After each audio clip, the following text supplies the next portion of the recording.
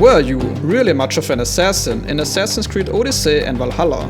Maybe, if you managed to ignore the many times the game encouraged you to approach things guns blazing. Instead of the previously typical, stealthy and rewarding assassin approach. After so many Assassin's Creed game releases, with many being very well received and some getting a lot of criticism, Ubisoft slowly started to leave the impression that they are overwhelmed and uncertain with that franchise. What's the right route to go? Do players prefer a more compact world with a focus on story? Or is a massive open world with close to an infinite amount of side objectives the way to go? How many RPG elements are a welcome change and improvement to the series, and at what point is it simply too much weight to carry? Fortunately, Assassin's Creed Mirage is very clear in its intentions and identity, and already has an answer to almost every one of these questions. So now, ladies and gentlemen, let's take a look at what these answers are, and why I think Ubisoft has taken a great step in the right direction with this title. The video will be timestamped, so feel free to navigate between sections that catch your interest. And if you agree or disagree with me, please don't be afraid to let me know in the comments. I'm looking forward to discuss the game with you. 120 hours. This number is important for reference, because that's pretty much the average time it took players to complete Assassin's Creed Valhalla in its entirety. Now, Assassin's Creed Mirage is taking a step, or should I say quite a few steps, back from this direction and aims to deliver a much more compact and constantly interesting experience. And I really do mean much more compact. Instead of an absolutely massive and bloated open world, Mirage simply takes place in the city of Baghdad in the year 861. The game is still open world, but on a much smaller scale. While you will also spend some time outside the city in outer regions and the Alamein, the absolute majority of your playtime will likely be spent in the city of Baghdad. This approach is honestly such a welcome change, as I believe an Assassin's Creed game really doesn't benefit from the expansive overly large scope that Odyssey and Valhalla had.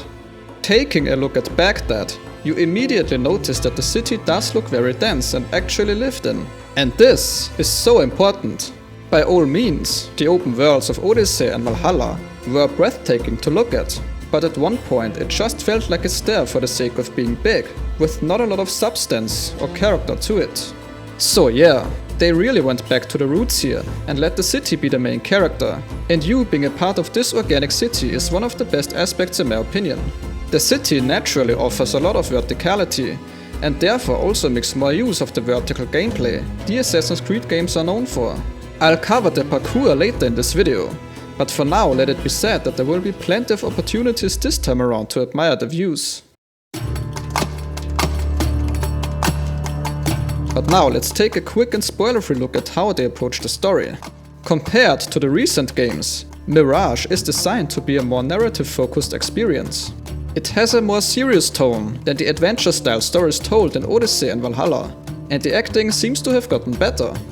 We play as Basim, who served as the main antagonist in Assassin's Creed Valhalla, only this time he's around 20 years younger due to the game's timeline, and is our main protagonist. Basim in his youth makes his living as a thief on the streets, but somehow ends up at Alamein Castle, a fortress that is the headquarters of the Assassin Order, which has only been mentioned so far in the previous games. Basim will experience firsthand what it means to become an assassin, as Alamein is a significant part of the game's prologue. Judging by this, I assume we will have a much more intimate experience and deeper connection with our identity as an assassin. The game is said to be completed in its entirety in around 30 hours, and I think that sounds about right. I don't know about you guys, but I'm gonna take these 30 hours filled with enjoyment and interesting things happening any day over the artificially extended and stretched out gameplay time from the previous titles, and appreciate the developers going for a more intimate approach. At this point I want to take a look at one of the core elements that defines an Assassin's Creed game: proper stealth implementation. Yes, it's actually back. Ubisoft wouldn't really go back to the roots with this game if they didn't overhaul how stealth works. Yes, stealth was a thing in Valhalla and Odyssey too, but it wasn't really all that practical or functional, for that matter. Fast forward to Assassin's Creed Mirage, an upgraded detection system that's still not perfect but definitely improved, fun and rewarding ways to assassinate and distract targets, and a combat system that actually encourages you to use stealth and your tools to your advantage will with absolute certainty make this game feel much more like an Assassin's Creed. We definitely seem to go back to the old school loop, which is identifying, hunting and eliminating a target and then vanishing, and I think most players are all for it. What I will say, however, is that the enemy AI in Mirage still looks a bit lackluster at times. It's certainly not horrible or anything, but sometimes the typical Ubisoft NPC behavior emerges, and you shouldn't expect enemy behavior that's on a level of The Last of Us Part 2, for example. This can, depending on your viewpoint, also be seen as a positive. Since the game is heavily focused on stealth, a more predictable enemy AI may allow you to precisely plan your assassination path. Now, the important question is combat going hand in hand with the stealth system, and are both aspects of the game benefiting from each other? I would go with yes. The combat we've seen does first and foremost look more challenging than the previous games. In fact, I would say even more challenging than some of the earlier titles. The game lets you know very early and very clearly that you're not supposed to turn into Leroy Jenkins, expecting to face all enemies heads on, no matter how good you think you are. The game will quickly bring you back to reality, to make you realize that you're an assassin, not a berserker, mercenary or a gladiator.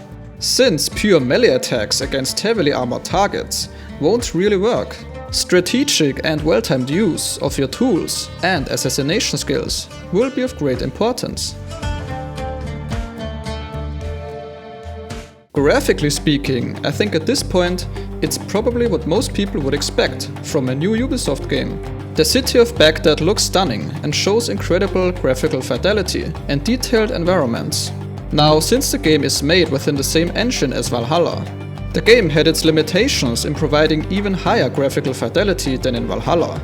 But does it really have to look better than that at this point? I don't think it's necessary at all.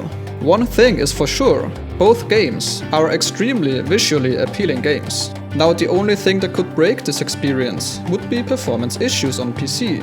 Like so many other games this year, this can indeed be a possibility, but I don't think it likely that the game will have severe performance issues, especially since Ubisoft by now has experience with these type of games on PC, and they decided to release the game earlier.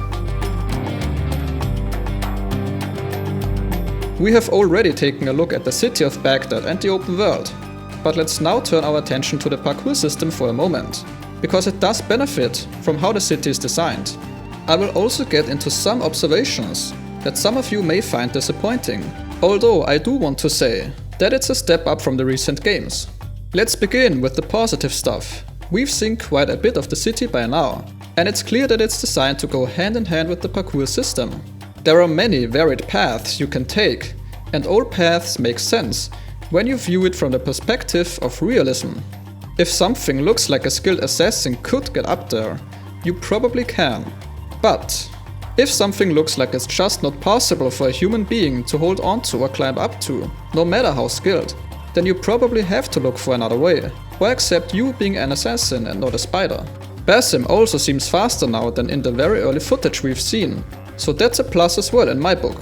Though I'm sure some of you would like him to move even faster or more seamlessly. That's where we'll take a look at the things that could have been improved in my opinion. Though to be fair, the game isn't out yet, so small changes could still be made, based on the feedback from the test players. The first thing I noticed is that it inherits Valhalla's stiffness when it comes to the parkour and its animations and fluidity. It doesn't look as natural as in the early Assassin's Creed games. Side and back ejects can, as far as I have seen, technically be performed, but not in the way that most old school players would probably hope for. This may be a bigger issue for some players, while others won't mind the absence. I think it's fair to say that there would have been potential for improvement, but overall the parkour system looks very solid and will provide most players with a great experience. You just shouldn't expect the parkour to be on, say, Unity's level. Now, before we come to an end in today's video, there is one more thing I want to talk about, and that's Blackbox Missions. Yes, they are properly back in Assassin's Creed Mirage.